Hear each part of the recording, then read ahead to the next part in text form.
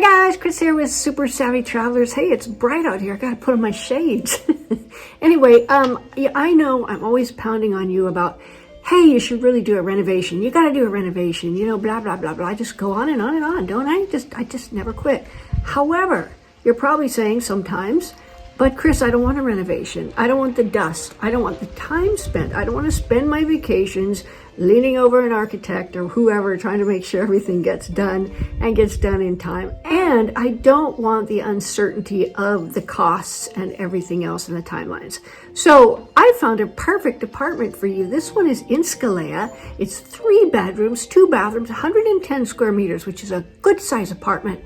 And it's got spectacular views of the sea.